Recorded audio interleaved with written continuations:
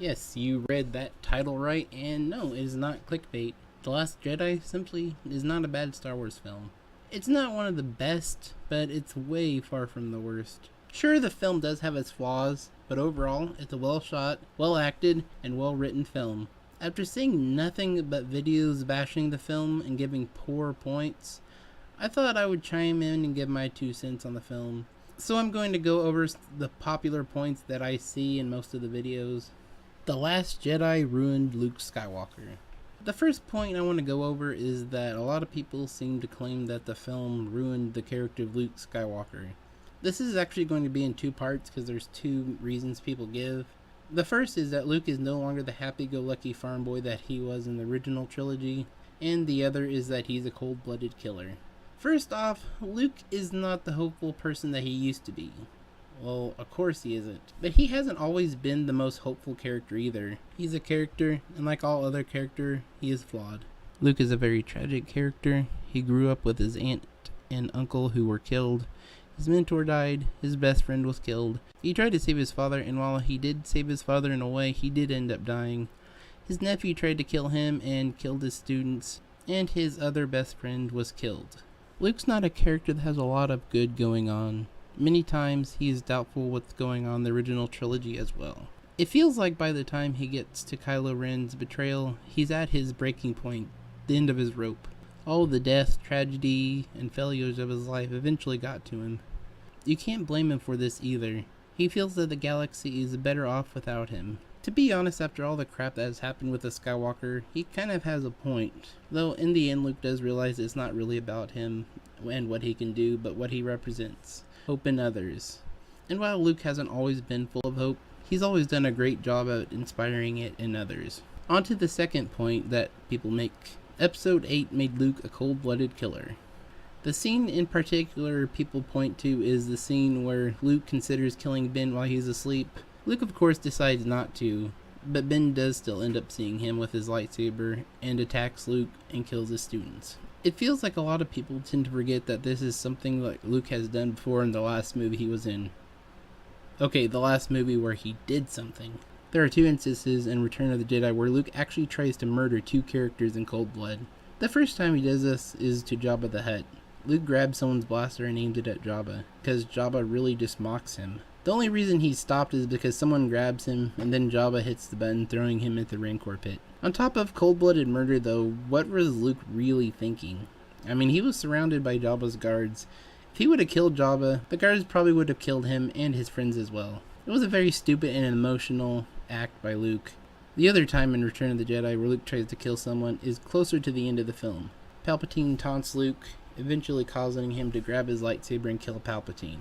Again, Luke is stopped, but this time by Darth Vader. This wouldn't have affected Luke as much as killing Jabba in front of his guards, but still, killing an unarmed person simply out of anger would be very cowardly. I'm not going to pretend that either Jabba or Palpatine are innocent, but Luke does still try to kill them, and the only reason he doesn't is because someone else stops him. Okay, let's look at The Last Jedi. Luke, seeing the darkness rising in Ben, considers ever so briefly to kill him.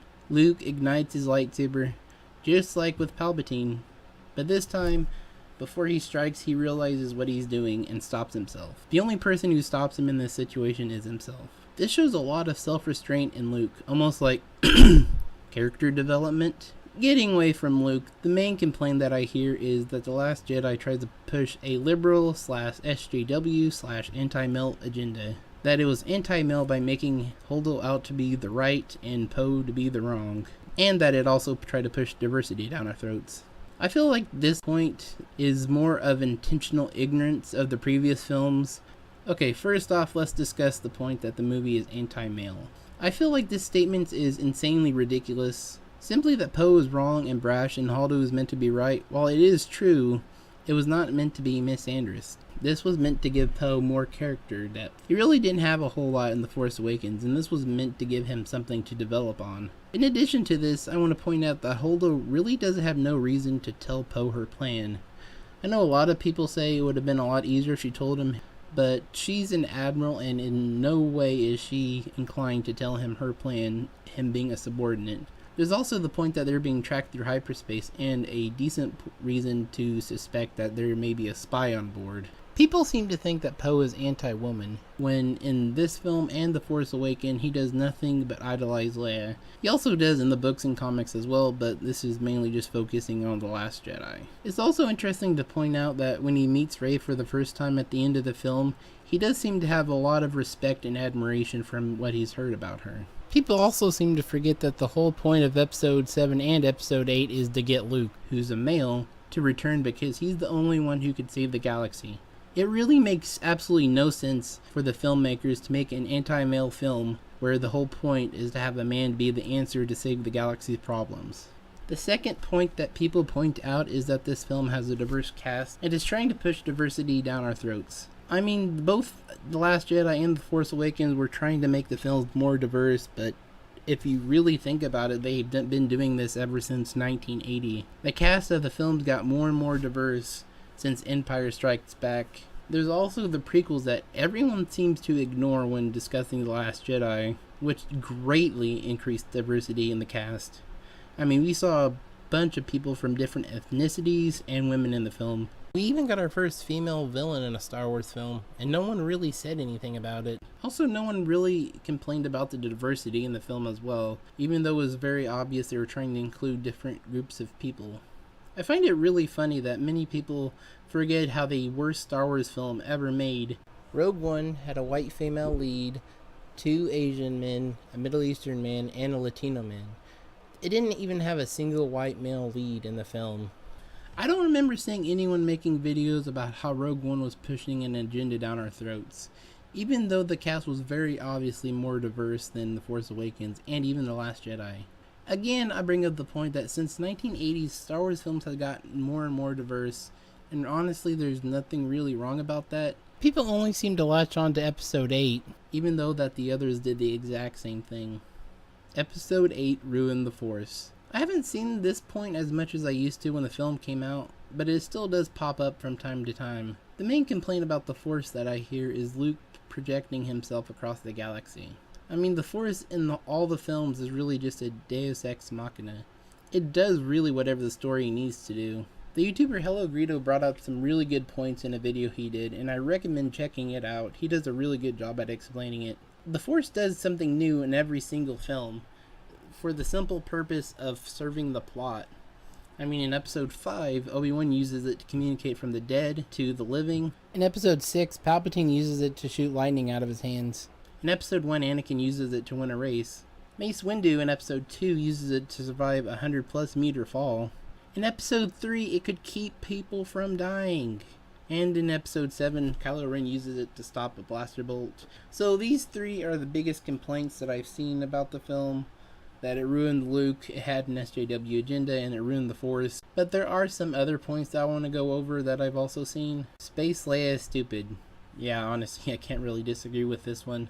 I get what they were trying to do, but the execution was bad and the whole scene seemed really ridiculous.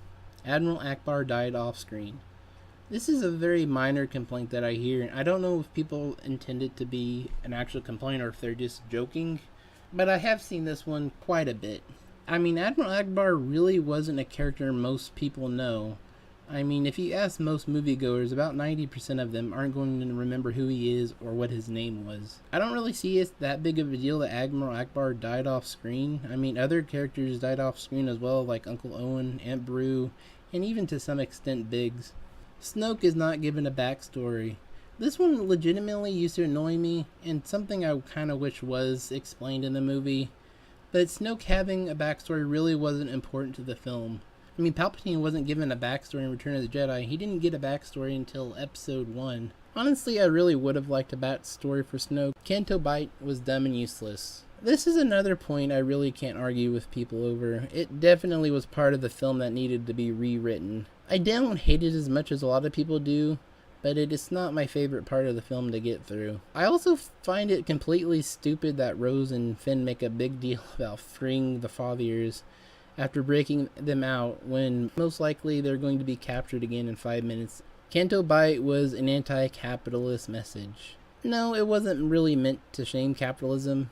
It was trying to convey a point about war profiteering and the point that a lot of people are morally gray. Though I do understand where people get this idea, because I think, again, with Canto Bight, that the film could have done this message a little bit better. Rose is a terrible character. I don't really see Rose as being a terrible character, just one that wasn't implemented very well in the film.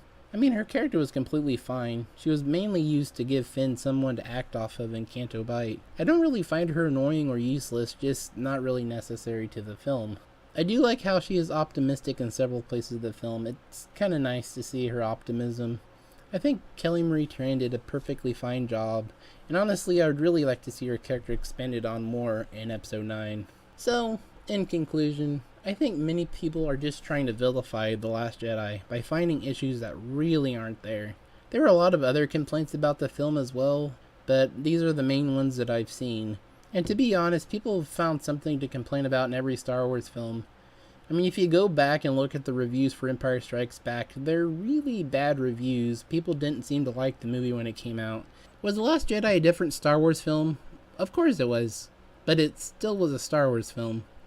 It still conveys the battle of good and evil, both between people and within people. And even that at our lowest point, hope still exists, and really sometimes it's all we have to go off of. I'd really like to hear people's feedback on the video. I'd say be civil, but I know this is the internet. If you, for some reason, liked hearing my take on The Last Jedi, I'm actually kind of interested in doing a video on why Rogue One actually is a bad Star Wars film. Thank you again for watching, guys. If you like this video, like it, and subscribe to see more content. Hopefully I'll be putting out a lot more content regularly than I usually do.